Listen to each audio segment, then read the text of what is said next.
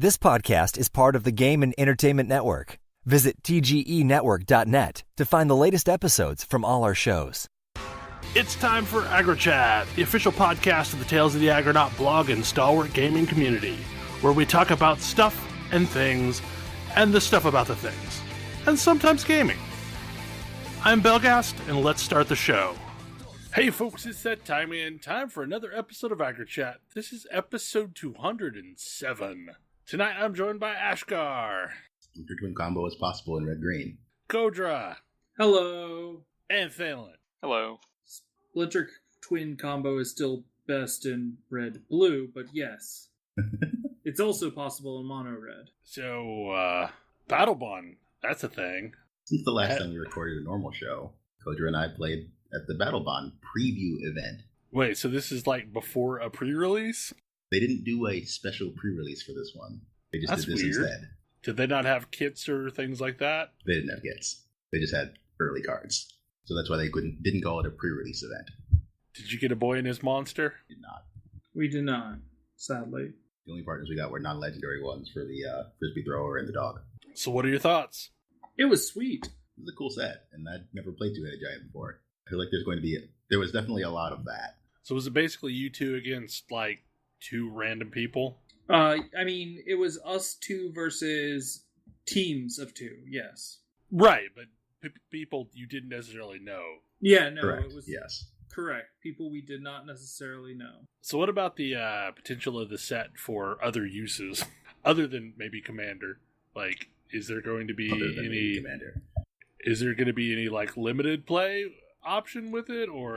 Yeah. It was sort of designed as a draft/sealed set, so it should work just fine for that. In Two-Headed Giant, it might be a little weird if you're trying to do, like, normal draft or sealed with it. But they definitely printed the set with an eye towards other formats, like even stuff like Legacy and Commander. There were some much-needed reprints in this set. That's really cool. Are there a bunch of Nemesis. cards that like basically reference the other player? Well, there's stuff that references your team, and then there's stuff that, like, references any other player can do this. There's a new mechanic called Assist, which lets some other player pay part of the generic mana cost for a spell. So there's a counter spell that, costs 4 mana, which is high for a counter spell, but it has assists, so somebody else can pay for the 3 generic mana if they want to. You still need to supply at least 1 blue. Generic mana being the thing that used to be called colorless? Yes. Okay, yeah. I haven't actual colorless to that. now. I haven't adjusted to that being a thing, and I know it's all because there was a set where colorless was a land, but I've not adjusted to that nomenclature yet. I actually had to adjust it as I was saying it, because I thought colorless mana as I was, thinking it. Yeah. I have not seen it anywhere yet, so I'm guessing it's not out quite yet. It came out on Friday. I know the local stores here got kind of shorted, so I don't know what's happening with it. I have heard that this is one of those sets that pre-orders went through the roof really late after spoilers were released. I can believe that, because there was some ridiculous stuff at the end of spoiler season. Right, so maybe the initial figures didn't look like it was going to sell that well, and then it sold really well. I could definitely believe that. But then again, it seems like Wizards has been kind of purposefully doing a low initial print run, because Dominaria definitely seemed to have shortages as well. They do seem like they're being very careful not to overprint sets at this point. Yeah. Because they overprinted both of the last 2 master sets. Yeah. I mean, because you can get both of those for something in the range of $120 per box, which, the $240 is the MSRP, I think? Something like that. Those were really expensive sets. I've contemplated buying a box just for the fun of opening a box. It's cheap now. If you can play it, it's super fun. Like Iconic Master seemed like it was a little weird. Master 25 seemed like a better set in general. Iconic Master just was a reprint of a whole bunch of Commander cards. Well, I think Masters 25 looked more playable as a draft set, whereas Iconic was like a bunch of prints of blocks of creatures. Like whatever the hell Elish Norn is a part of was reprinted in there, and all the weird Spirit Dragon things were reprinted in there. Raiders all came back, and the Spirit Dragons all came back, and Lord of the Pit came back. Really? Like, do you really need a reprint of that? There should be No. The Masters. Nobody wants to man. play Lord of the Pit. hundreds of thousands Yeah. of revised versions laying around still. I feel like Battle Bond is the best way to do a master set now, because it is providing us with these very valuable reprints. Like, it's providing, specifically when I say valuable reprints, what I Doubling mean, Season and Land Tax got reprinted in Battle Bond. and I feel like Doubling Wow. Season is probably the big one there. About the same price now. I feel like the problem with master sets is when you charge a premium of $10 a pack, players are expecting that to be really a premium set and have lots of value in it. And I don't see the average person cracking a pack of that getting anywhere close to the $10 a pack price tag. Like, Yeah. I mean, they've created this artificial inflated environment with those master sets, and the first handful were really good, but Masters 2017, I think, is the highest one. 2015, 2017, both were a situation, at least until the price of the boxes went up, that you could pretty much crack a box and get back your money and then probably actually make quite a bit. But these last couple, they're, it's really hit and miss. Like, you could get a $300 box, but you're more than likely also just going to get a $100 box. And if you're paying MSRP on that, you were losing a lot of money on that box. Whereas, like, it looks like Battle Bond it just sells for normal price, right? It sells for normal price. And it's got a lot of good stuff in it, so... It's got some, like, it's... Well, it's I was not looking just at this shortly reprints. before that. Like, one, it's got some new stuff in it, and some of the new stuff is pretty cool. Yeah, I think that's what is really selling me on this, is it's not just reprints. It's also new stuff. New stuff I'm excited to get and try out.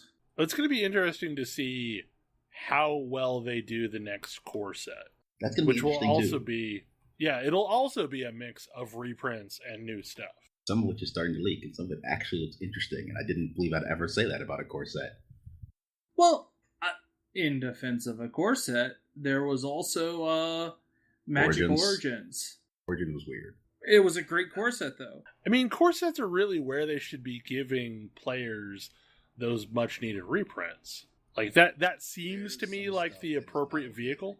Well, yeah. They do seem to sneak reprints into Commander sometimes, a lot of the times. And also seems like I guess Battle Bond is going to be the sort of draft set for this year, since I don't think they plan on putting out something like Conspiracy. I feel like Battle Bond is their conspiracy of this year. It was a lot of fun. It's a lot of fun. But if they're not going to keep doing master sets, and it sounds like they're not going to keep doing master sets because they're not doing well, then these specialty sets seem like their opportunity to get reprints that are not okay to go into standard out into the wild. Well, and that makes sense, given these aren't standard legal sets, so... The core set will be. I mean, I think it would be great if we just dropped master sets and had another one of these quirky draft sets to replace it. Maybe that's what they'll do. I know they really like overcharging for cards, so I think that's the entire strategy with master sets, but it would be kind of cool just to have a bunch of playable sets. That's the thing I said going to happen. They did this big talk about Master 25 that they weren't going to keep doing yearly iconic master sets, or yearly master sets. And I think that's part of the reason why, because Master 25, I guess, did okay, but Iconic Masters really didn't. Well, Iconic Masters really didn't have enough in it. I was able to open an Ensnaring Bridge and a Blood Moon in my Masters 25.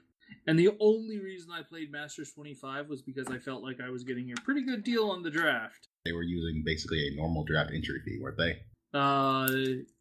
They were using like $10 more than a normal draft entry fee, not triple a draft entry fee, which is often the case with those. But like, the thing I'm most excited about with Battle Bond is like Pure and Toothy. Like, we have a whole bunch of really, really relevant new commanders. I don't know if they're all going to be that relevant, but those two seem pretty interesting. The Planeswalker pair also seems really interesting. Will and Rowan are going to be interesting. As well as the other red and blue pair. Because now you can actually make a coin flip deck an actual thing. Also, I feel like Will might also just make an interesting... Will is going to go into decks that have nothing to do with the partner mechanic. Yeah! Rowan is going to sit in the command zone a lot. There's a brother and a sister, and the brother is much better. On the other hand, if you manage to ult the sister before you ult the brother, his ult gets twice as good. I feel like one of the things that we're going to see at some point in the near future, because Wizards is basically working a full year out, so it takes them a little bit of time to turn around the ship. I feel like they are going to try and capitalize on the sudden surge of popularity of Pauper as a paper format. I think they're starting to do that now, aren't they? Like, they just announced an official Pauper tournament or something? Well, they've been having semi-official Pauper tournaments at all the GPs, but I totally think at some point they will start either releasing Pauper decks or maybe a Pauper draft set. Oh, speaking of Pauper, though, one of the Pauper staples is in this set, and it's really funny. Peregrine Drake. So Peregrine Drake is a 5-mana blue 2/3 flyer, and when it comes into the battlefield, you can untap up to 5 lands. And so the key thing here in Battle Bond, and this is sort of the thing that they kept going for, and the thing that actually did happen, is they are trying to get you to make awesome plays with your teammates. So normally what Peregrine Drake is basically a 2/3 for 5, a 2/3 for basically no mana once you get to 5 lands. But in Battle Bond and in Two-Headed Giant, what it means is that I can give my partner like 10 mana on turn 5, and he can play something truly monstrous. So do you get to count the lands on both you and your partner as well? It doesn't indicate like lands that you control on Peregrine Drake. Peregrine Drake is banned in Pauper. Oh, did they ban it in Pauper? Yes. Oh, it was too good for Pauper. I know it was a problem.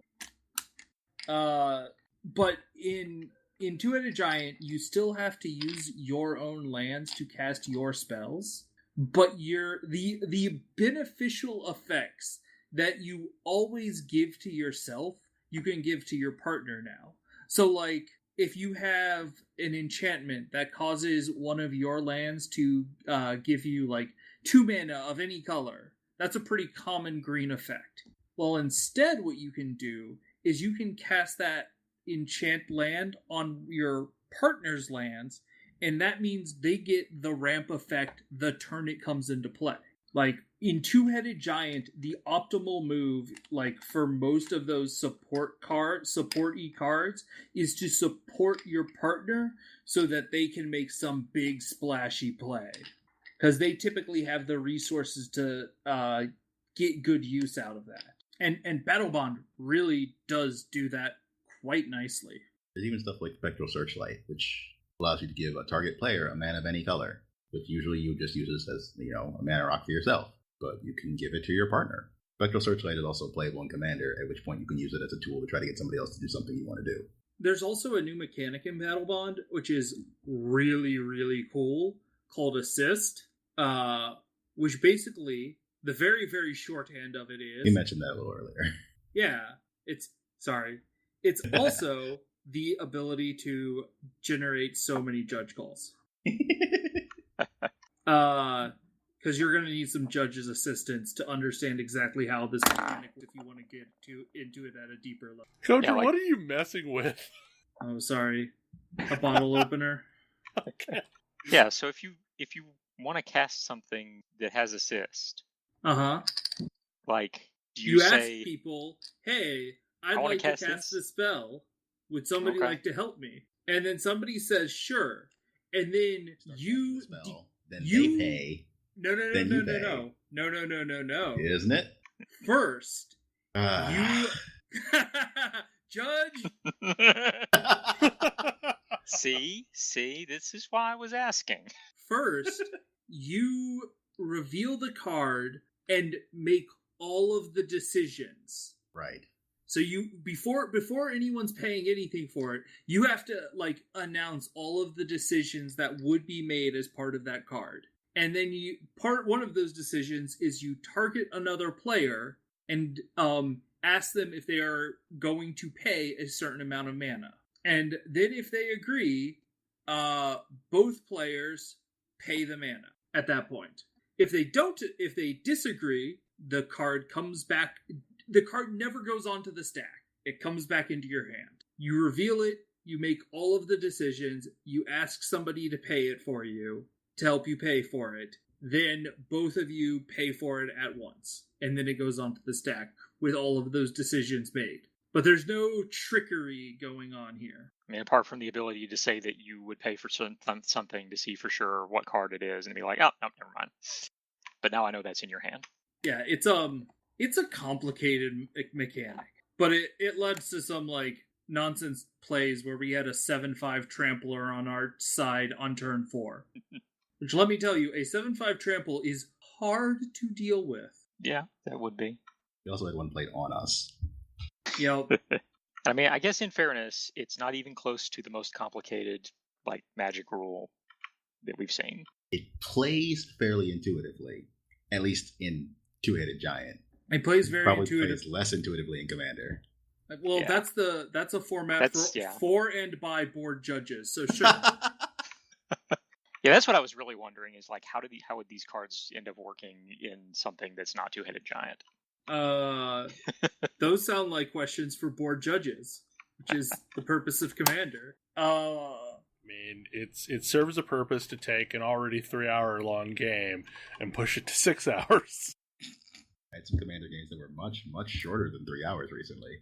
Was the shortness in your favor? Absolutely not. That's what I thought.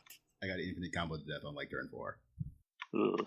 Turns out you can Splinter Twin in mono red. You can tutor for both halves of Splinter Twin in green. Oof. I really like the flavor of this set too. Like, The flavor of this set is so good. It's the esports set. it's the esports set, but like it's an arena. It's a game you're playing, and like you're basically got all of these sports cards. Which makes me wonder, how long is it going to be until this shows up in Arena?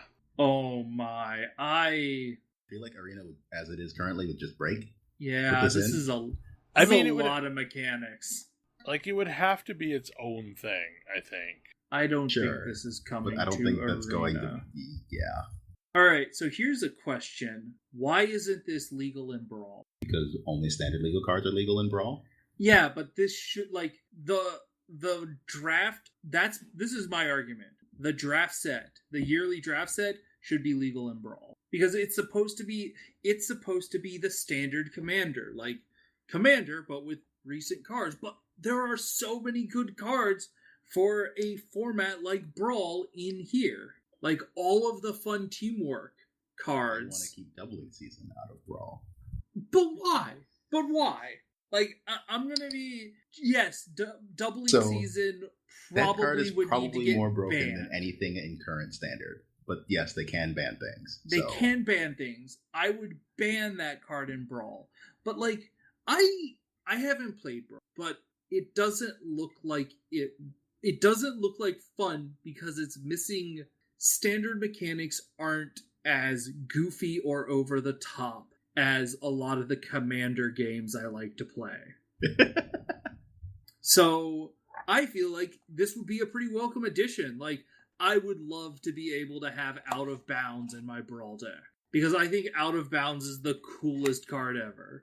It's a... Play of the game is...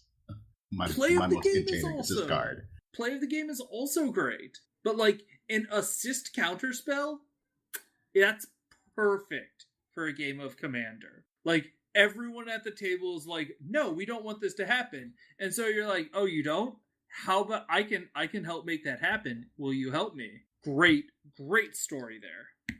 This board has gone out of control. I can exile everything on it if you help me pay for it. I mean, I feel like that absolutely feeds into the politics of Commander. Absolutely. Like, that should be a thing. The assist cards are great. Anyway, okay, so I'm moving us along. Arena is now full standard. Yay!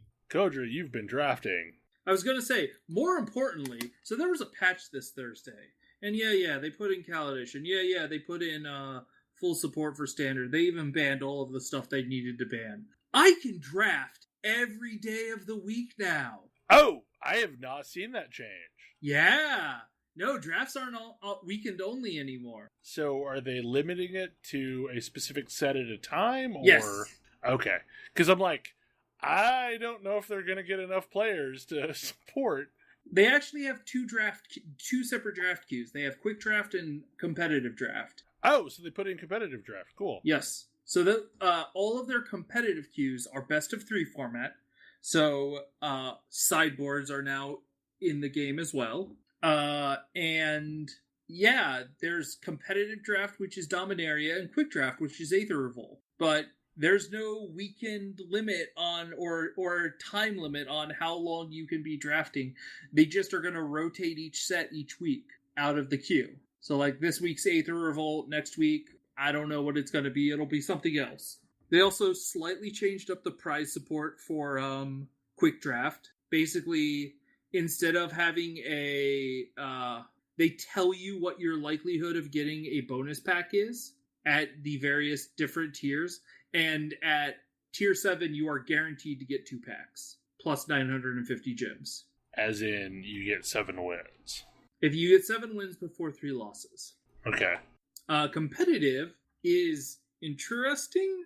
I haven't played it yet because I feel like their prize support is questionable for that one. So, first off, it costs twice as much. It costs 1,500 gems instead of 750 gems. I feel like that starts off on the wrong foot because, like, a lot of the reason why quick draft is cool is because it's relatively cheap. Yeah. If you manage to go get 3 match wins before 1 loss, you're going to get 4 prize packs and 1,500 gems. So you're going to get your entry cost point. But that's pretty rough. If you manage to get to like 5 wins before 2 losses, you get 2,100 gems and 6 packs. So that's crazy good value. But like, I feel like getting 3 wins before 2 losses is gonna be a bit of a stretch. And like, I think they need to reduce the price because it feels like they aren't calculating in the value of the cards you are getting. And in quick draft, it's so cheap and I get so many cards out of the draft that the cards I get to keep, it's great. I mean, I feel like the value of quick draft is just like, even if you don't win a single game, you're getting directed things to put in your deck. Even if you don't win a single game in quick draft, you are still paying less gems per pack than you would if you were just buying packs. Right. That's not true for competitive draft. For competitive draft, you need to get to 2 wins before you get to 2 losses to get to that. Man, and I feel like maybe there's a side of this equation that we're not seeing yet because maybe it's not in there, and maybe there's some kind of a seasonal ladder that would have its own prize support on it. Maybe. That's what these competitive modes are for, but yeah. Like, I could see, playing competitive over a season. If you do so well, you get your own prize support attached to that. I mean, I'm just going to keep quick drafting. It's not like I am good enough that I'm like, oh man, you know what I'm really missing in this draft? An ability to build a good sideboard so that I can have great matches post board. That's not where I am in my drafting capabilities at this point. I'm at, can I put together 23 cards that make a good deck? Yes? Okay, good. I'm not looking to pick up the secret tech against my weak matchups. Mostly because I could not tell you what my weak matchups are going to be while I am drafting a deck. I do like that in draft, though. There is a high amount of applied knowledge. You can go really deep in it, but you do hit some pretty harsh diminishing returns on just how valuable that is. I'm trying to remember, draft play counts towards your various quest objectives, right? Absolutely. It's the only way I complete most of my objectives, because otherwise I'm really only running 1 deck right now. Although, now that I look at it, I probably have, given that I have 26 common, 23 uncommon, 15 rare, and 9 mythic rare, I can probably just build whatever deck I want at this point. And wild cards. Yeah. Well, I guess I'm going to pick up 4 Teferis, huh? I mean, I still feel like wild cards are a really great solution to the Pick up cards trading. instead. I mean, I could. I don't think Karn. I know Karn fits into basically every deck, but I don't feel like the decks that Karn fits into are actually good. There are two decks that I would be interested in playing, and one is going to rotate way faster than the other. I either am picking up 4 Hazarats or 4 Teferis. That said, I guess it is very true that the win condition of white-blue is rotating very quickly. Second Son? Yes. Yeah, it's going to rotate the same time as Red does. It's true. Although there's an argument that Teferi is its own win condition. I'm not sure that's true. I mean, it's technically true.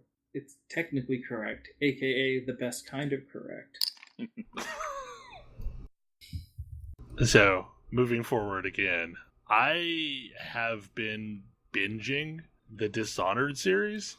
And it's loosely connected to another discussion that I have slotted to follow up immediately after this. But man, Dishonored is such a good series. And that shouldn't be a shocker, but so there's 2 discussion points here. 1, it's a really great story.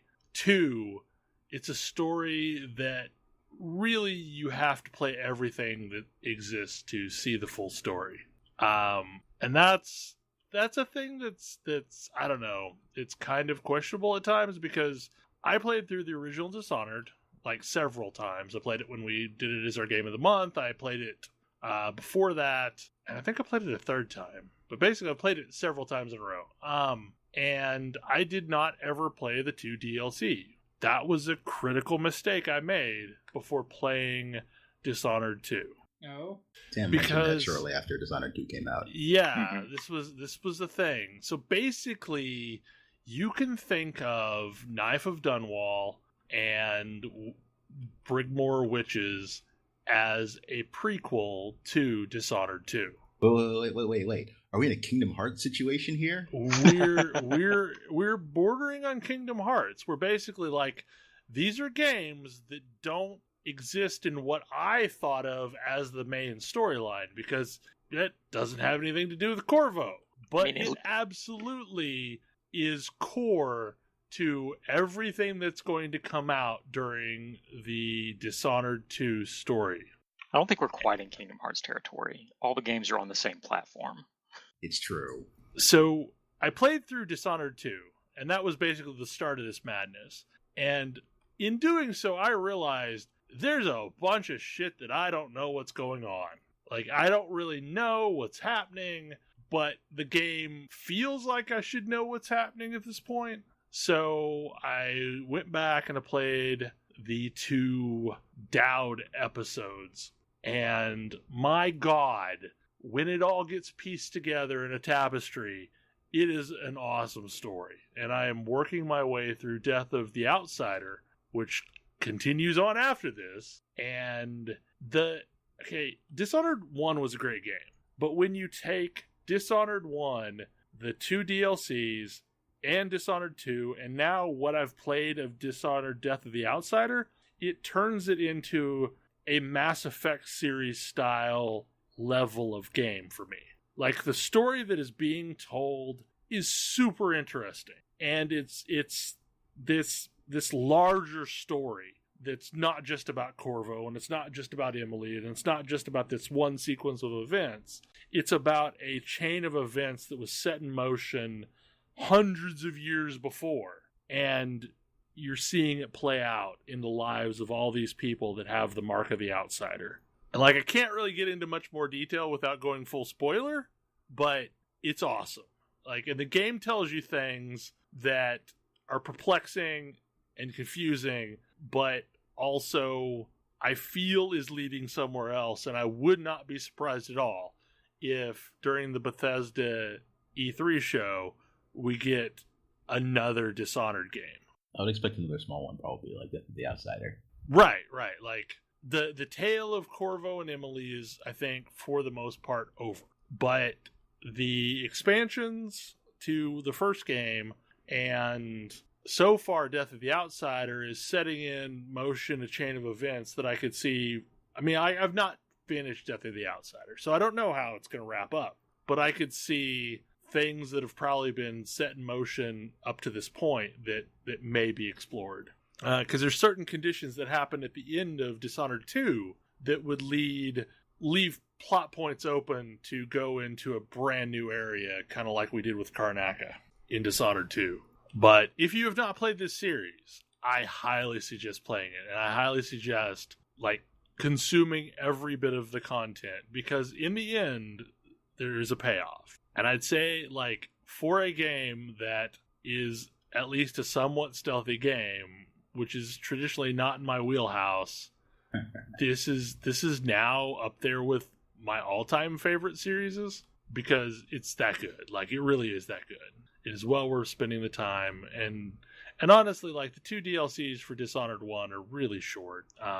There's maybe 6 major areas or something like that you go through in each of them, so it's not super time consuming. I played them both in a Sunday. Together they make up a normal game in size. So to spin off this, the reason why I've been playing a lot of Dishonored is I have been tooling around with a service called Parsec Gaming, which is a game streaming service, which is kind of like Steam in-home streaming. And for whatever reason, I never got Steam in-home streaming working really well. There were times it would work just fine, and there were other times that it would end up stranding a window on my upstairs machine that I'd have to go upstairs and figure out how to close, and it was a less than ideal solution. And PlayStation Remote Play was partially cool, but you're limited at 720p, and it's really muddy when you're streaming a game, so it doesn't look good. And Parsec comes along and has tried to release a super low latency remote desktop tool, for lack of a better term, that passes audio, video, and controller inputs over to another machine. So you set up one machine as the host. In the scenario that I use it in, I have my upstairs gaming machine as the host, and I can connect in with a laptop, or I've even played with connecting in off of a mobile phone. Not that I can really do much off of a mobile phone, but in theory, you could play a game with a Bluetooth controller off of a mobile phone. And it runs 1080p. It looks gorgeous. Really quick, really responsive. I can play Destiny over it, which is not something that I've ever really been able to do with PlayStation Remote Play. There was always just too much lag for me to play Crucible or something like that. And really, it's kind of caused this renaissance of single player games for me, because if I'm upstairs, a lot of times I'm playing a multiplayer game, because that gives me access to, the big screen and, my decent mic and my comfy headphones and all that would, lead to voice chat options. And on the laptop, I always played single player games because I could hang out down there, with something playing in the background, hanging out with my wife, not really engaging with other people, so I could pause the game as needed. But Dishonored 2 was really the first game I played that did not work on my laptop. It was too high of graphics for my most recent gaming laptop, which has a 960M in it, which in itself should still be a reasonable card for a lot of things, but mobile graphic cards are horrible.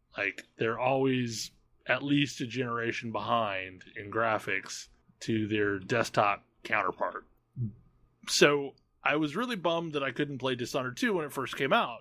And it would not run at anything resembling decent quality on the upstairs machine or the laptop. So I would have had to have played it upstairs, and for whatever reason, that didn't happen. But now I am able to sit downstairs on my laptop and stream from my upstairs machine. And I realize this is a scenario that I may be the only person who cares about doing this thing. It sounds useful for your situation. Yeah, the secret of my marital bliss has been being able to play downstairs when there are times when I just need to be in the same room. Because reasons. Like, we don't have to be doing the same thing, but I need not to be cloistered in my office for large periods of time. And Parsec gives me the ability to, basically do that from anywhere now. And I have heard that if you have a Chromebook with Android support, the Android app runs amazingly well on a Chromebook. Interesting. Allowing you to do the same nonsense with a really cheap Chromebook. And also a very portable Chromebook. Now, this is all pretty normal up until this point. And here's the step where I'm about to branch into madness, like I often do. Because you always do, yes. Yeah. Not often. Always. So if you have certain hardware, you can hook a console up to this. And I may have certain hardware in transit. So by certain hardware, what are we talking about here? So first of all, you need some kind of a game capture card that supports zero latency play. The best version of that currently is the Elgato Pro, which is a installed in the machine PCIe capture card. Like, there are a couple others as well, but that's the one that I've heard the best things about, and I've contemplated upgrading to that for a while, because right now I have the very first Elgato that was released, and it's kind of limited in what kind of capture it can do. So, I mean, that in itself is not too crazy. Like, that's just me upgrading a device. Yeah. The other thing is a console tuner Titan 1, which is a device that allows you to use other devices on a console. So, like, you can use a PS4 controller on your Xbox One, or you could use a mouse and keyboard on a PS4. I've seen those mostly for application. Yeah. That application. Yeah, for that application. That's not the application I want to use it for, but it is a device that does these things. However, you can supposedly hook it up to a PC and echo the controls from the PC to the console. So, basically, like engaging in nonsense. It is nonsense, but it's worked for Xbox, PS4, and Switch. So basically, you hook up the console input like you would normal with a capture card. You hook up the console tuner to essentially bridge the controls for that console over to the PC. And then when you remote in, you fire up the Elgato software, whatever is your capture software, pop it full screen, and then you're passing direct input controls, aka Xbox 360, Xbox One controls, over to your console, and you're able to remote play any of the modern consoles that have USB controls. Which is all of them. Which is all of them, yeah. I mean, it works with PS3, it works with, Xbox One, it works with PS4. But, like, this is why it's madness, is because PS4 already supports remote play, but it's kind of garbage. So I want to see if I can get better PS4 remote play, so I could play Monster Hunter from downstairs. And I fully admit, this is nonsense. This is sheer nonsense that I'm engaging in. But it makes me very happy. At the end of the day, that's probably all that really matters, right? Yeah. But the one cool side effect of this is, like, I could, in theory, connect over Parsec from work over lunch and play off my real machine, because I also have kind of a nonsense internet connection. And that's really attractive, too. Also, the whole fact of only ever having to configure one machine now and not having to keep upgrading my gaming laptop every time it goes potato on me, that is a huge bonus. So yeah, I mean, I am a huge fan already of Parsec, and it's interesting to see where they go from here. The big feature that they tout that I am not using is the ability to play couch co-op games remotely. To where, like, if we want to play Towerfall Ascension, I can start a session and send you all invite links, and you will be able to join in my session with your own controller and do, 4-player couch co-op play over the internet, and we're all seeing the same screen. I'm not sure I'd describe Tower Falls multiplayer as co-op in any way, but I get what Right. you mean. Couch PvP, whatever. Or if we wanted to play Street Fighter against each other, you could play it like you were sitting local. There's a lot of people that have played through Cuphead this way. Interesting.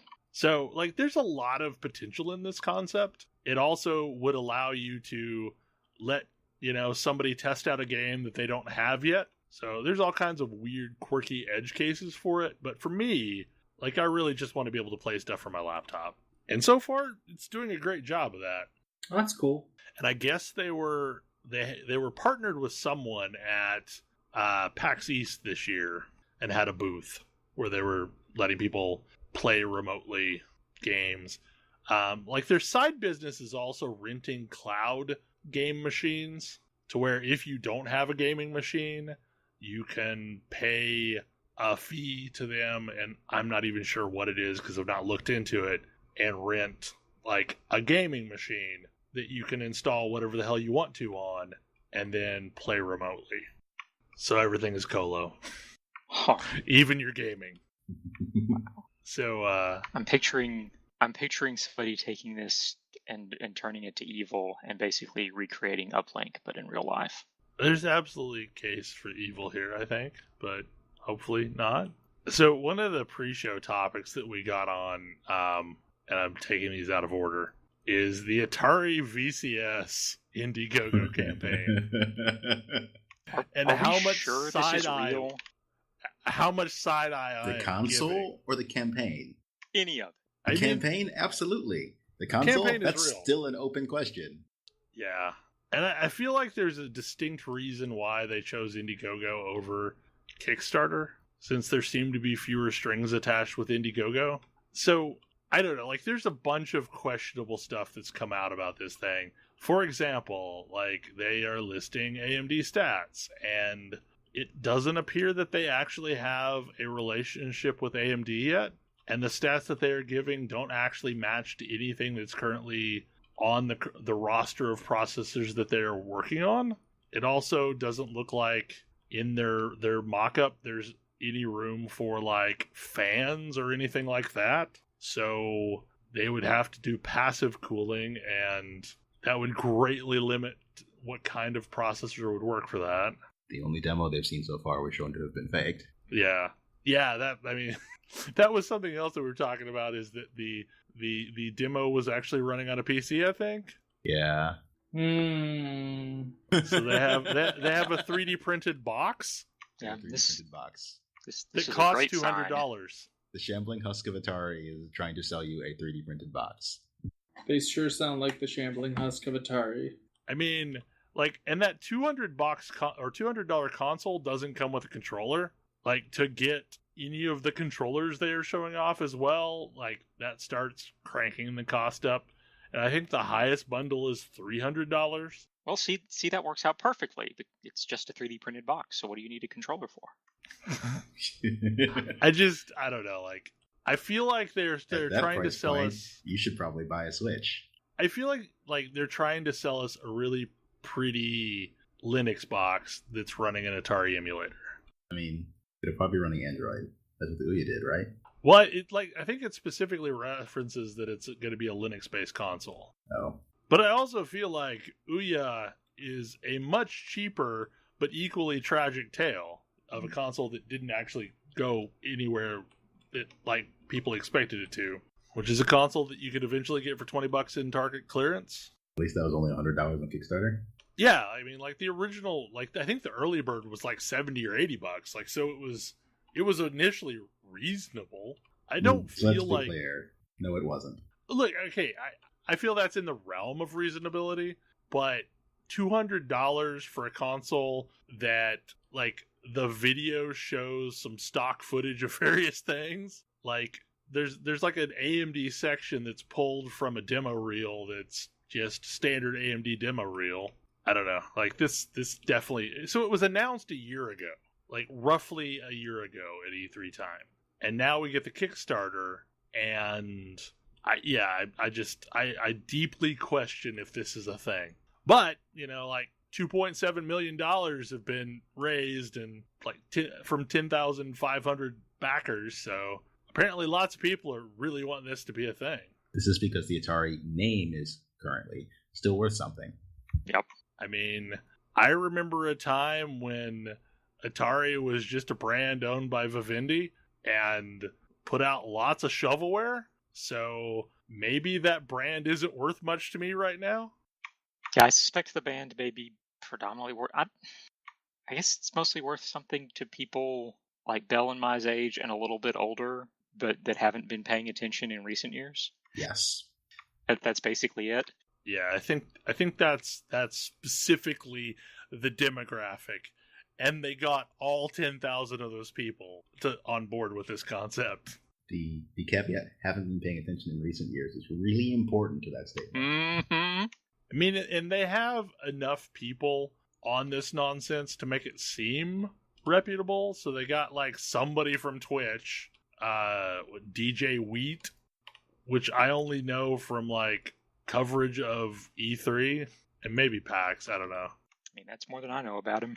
Yeah, I know he and his kid have done one of the Nintendo shows before.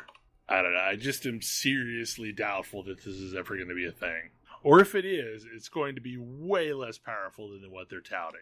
Which kind of got into like a side discussion that there's a lot of times that, E3 demos are just straight up lies.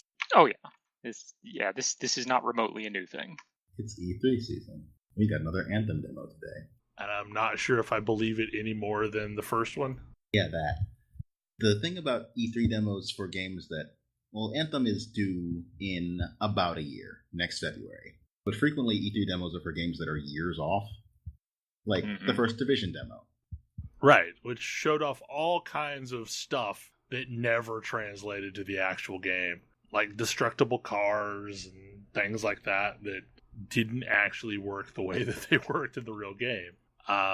So there was a thread floating around Twitter earlier talking about the reminder box and that every gamer should have it.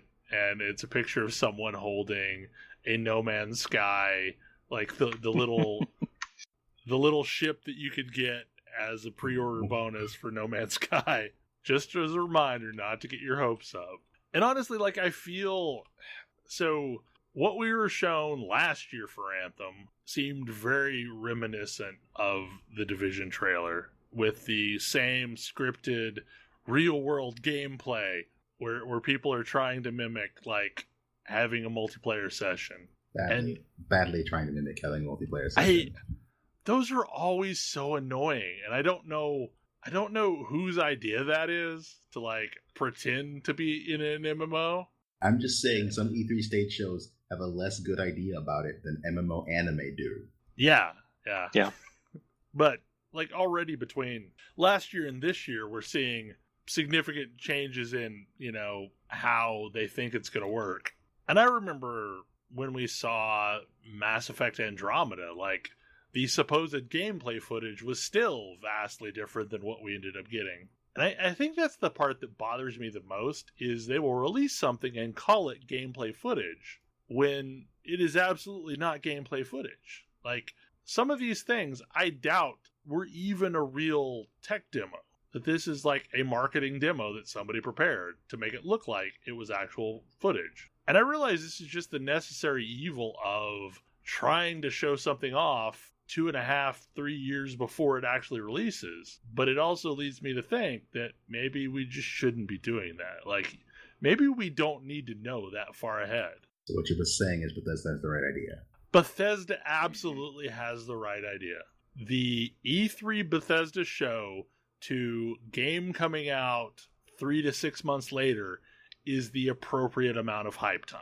Like, that is enough time to get me really excited about the game and setting a date on my calendar of when the hell I'm going to play this thing and being really happy about it. I think, like, anything more than, say, 9 months notice on a game is just too much. Like, it's because anything we're getting from a demo standpoint is so far gone from what the final product's going to be.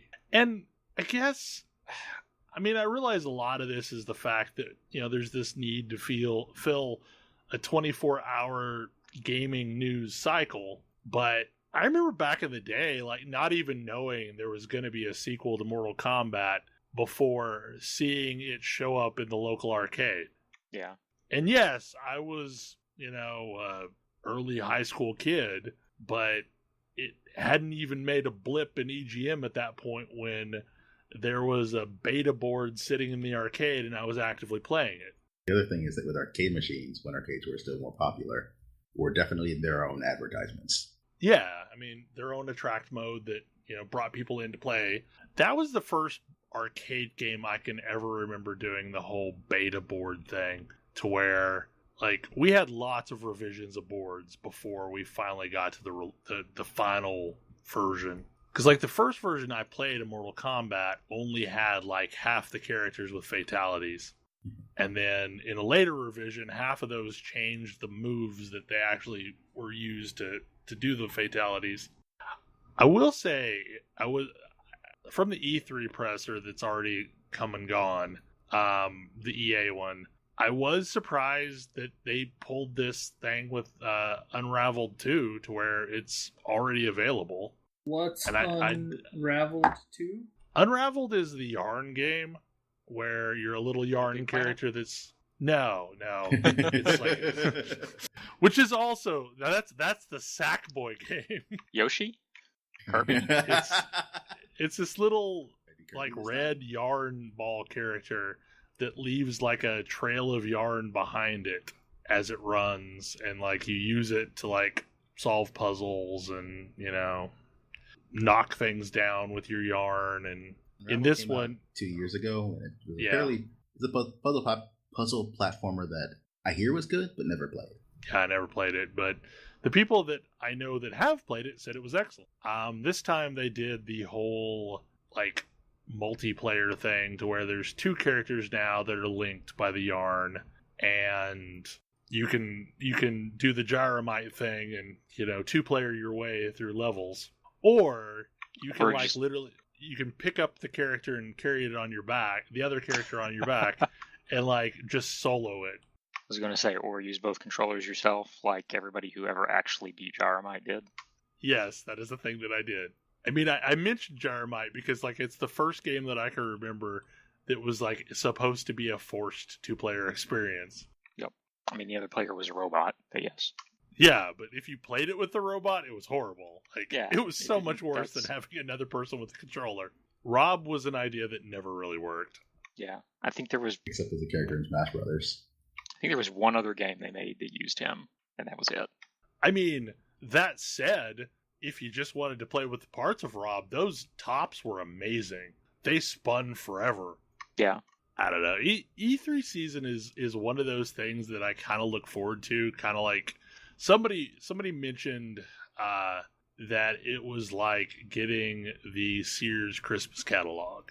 That here's all this stuff that's going to be coming out for you to get excited about, but I'm getting jaded more every year, it seems, because I know a lot of what I'm seeing either isn't really what the final product is going to be, or it's probably going to include gameplay that I'm not really hyped about, especially those things that you just see the trailer about, but you don't actually see how it's going to function. And then you find out it's going to be like an open world PvP game instead. Is this speaking of Fallout 76? I don't know what Fallout 76 is going to be, but like it's a possibility. It's supposedly a Rust type game, which I don't know if I'm still interested at that point. Like I might be, but I mean, because at least on one hand, I like the concept of a survival game set in the Fallout universe, but I don't like it if it's also a competitive PvP survival game. I'm just afraid we're going to get another Fallout Tactics on our hands. Yeah. Or the Brotherhood of Steel game. Steel. Yeah. Which was equally horrible. Like, I've already come to the conclusion, my expectations are it's going to be a multiplayer survival game where people can be bandits and crap, and My assumption is it's going to be exactly the thing I don't want. So I can only be pleasantly surprised. Yeah. You and 99 of your best friends are going to compete for resources in an ever-shrinking world. Yeah. Maybe we'll only be 75 of your best friends. But yeah, so there's a lot of ways for this to go. There are some that excite me and some that will probably disappoint me. But regardless, we're going to get an announcement tomorrow, or the day this comes out, actually. And that game is probably going to be in players' hands within 6 months. So, disappointment or no, at least it's ripping the Band-Aid off pretty fast. Okay. I'm pushing through for this last topic since we've technically gone over, but actually, no, we got started late, didn't we? A little bit. Yeah. Okay, Moonlighter. Learn us some stuff, Thalen. Yeah. So we were playing, a multiplayer roguelite, and recently this came out, and I decided to pick it up, and it's another roguelite, but it's a shopkeeper roguelite. It's basically the same gameplay as Racketeer in a lot of ways. But it's pixel art, probably like Super Nintendo quality, 16-bit style pixel art. But you're running a shop during the day, selling things that you get out of dungeons, and going into the dungeons at night to find stuff and try and find your way deeper into the dungeons. And it's pretty neat so far. Like, you can upgrade weapons to be able to better handle the dungeons. There's a few different weapon types. You start with a sword and shield. You can get a bow and a long sword and spear, claws. Maybe there's one other. I've only used the sword and shield and bow so far. The bow is very, very nice. Shockingly enough, in a sort of top-down, I guess 3/4 view dungeon, basically, kind of Zelda-like. Ranged attacks are very useful. Gas! I feel like kiting is always a useful mechanic. It can be hard to kite because there's always all sorts of crap and stuff on the floor. But just being able to, there are definitely a lot of critters that you don't want to really get close to them if you can help it. So taking them out with a charged shot from across the room is very useful. One interesting thing is, so they're procedurally generated, Zelda-style dungeons, multi-floor. If you get down to the 3rd floor, you can fight the boss of that dungeon, which then gets you a key and gives you access to the next one in the set. But the fact that they're procedurally generated is actually part of the game's story. The whole reason that there's a town near these dungeons is they just appeared out of nowhere, these gates. And people realize that if you go into one of the gates, you end up in this series of rooms. And if you get beat up in there, the dungeon kicks you out. But there's neat stuff in there that you can get and you can pull out, and everybody wanted it. So people started, flocking to these dungeons to go in. And then they figured out that if multiple people went in simultaneously, they ended up in separate dungeons. And if you went back in, it was different than it was before. And then they found these amulets that if you stick gold in the amulet when you're in the dungeon, it will teleport you back out. So that was useful. And so merchants use the amulets, and heroes don't need the amulets. They'll just fight their way down to the bottom and beat everything up. You are a merchant. And so there's this story of so what's going on with these? Where did these rooms come from? What's the deal?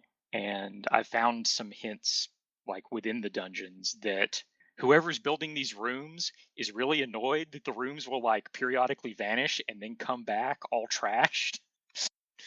So I'm not sure what the deal is, but it's interesting. It sounds like a cool concept. Yeah. But yeah, so you go in, you just find what you can, lug it out of the dungeon. You've got limited room in your pack. And stuff will sometimes have curses on it that has an effect related to the placement of that item in your pack. Sometimes it'll be that the item can only be in the top row or the bottom row or the left side or the right side. Sometimes it'll be that it when you go back to town, it'll destroy the object next to it in a certain direction. Or sometimes it'll be when you put the thing in your bag, it'll immediately send the thing in a certain direction from it back to town. And so there's a lot of manipulating how you put things into the bag to try and send really good stuff back to town, make sure you don't lose anything that that you'd like. Sort of like a Diablo inventory grid. Yeah, Yeah, pretty similar, but with the addition of these curses. And then when you get the stuff back to town, you put it up for display and you set the prices, and people come in and, give you happy faces or sad faces depending on if they like the price, and you can adjust and so forth. Upgrade your shop, get new decorations that will make people leave bigger tips, or more people come in during a day or stuff like that. So yeah, it's a pretty neat little game. I do like Reciteer. So how good's the combat? It's pretty good. It feels pretty much like Link to the Past combat. Okay. There's definitely a lot of learning how the enemies act, so you can attack at the proper time, or lure them into the proper position. There was one that I ran into that if you try and attack it, most of the time your attack just bounces off, but it charges at you, and if you can get it to charge into a wall, then it's stunned for a little bit, and then you can attack it and actually damage it. Things like that. So is there a end game to this game, or is it just kind of go on forever? The ultimate goal is there are 5 dungeons total, but nobody's ever been into the 5th one because it's locked. And you discover fairly early on that apparently the bosses of the other 4 dungeons each have a key. I'm not entirely clear why nobody else has managed to get these keys away from them prior to this, but whatever. At the point that this is happening, all but the easiest dungeon have been shut down anyway, and the town is kind of drying up. So you're sort of trying to resurrect everything and get people coming back. But your goal is to get those 4 keys and finally unlock that 5th dungeon and see what the hell is in there. And there definitely is some implication that there's some power that its intention was for those keys to be brought out of the dungeon by the bad guys to unlock that gate to let whatever's in there out. So I'm not entirely sure where this is going. I feel like we're setting up a World 2 scenario. I was mostly interested to hear about this because, I've heard a lot of people talking on Twitter the last week or so about this game. So apparently it has some buzz around it. Yeah, it seems like just within the past, I guess when it launched, because it only came out pretty recently, and I don't think it had early access or anything like that for once. I'm not sure. It came out on May 29th, but reviews didn't hit until this past week. Yeah. Well, do we have anything else before we wrap things up? By the time the next podcast comes out, the Final Fantasy V 4-job Fiesta will have started. When does the stream begin for the initial 4 runners?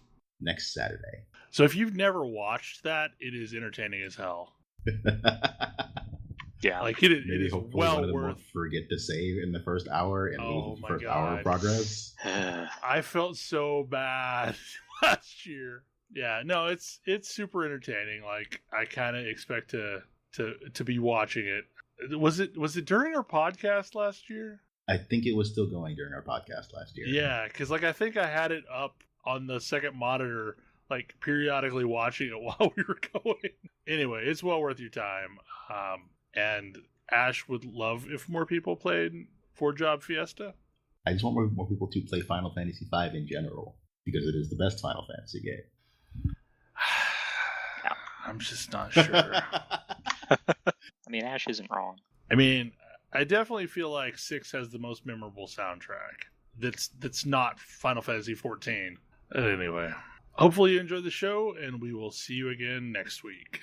Bye. Good night. Good night. See ya.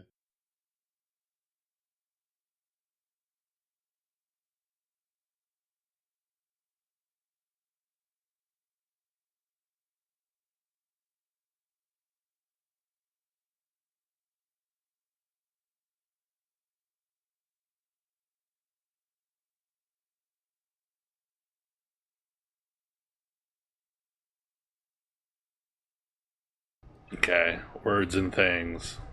Hey, words and things. So I did Still think about words. So I did edit this onto the tail end last week, and I'm not even sure if anyone would ever care. I'm not sure if anybody makes it to that point. Mm-hmm. Great, now the Katamari theme is going to be stuck in my head for the entire rest of the night. You're welcome. It's better than rah rah Rasputin that's been stuck in my head all week. Okay. Shutting it down.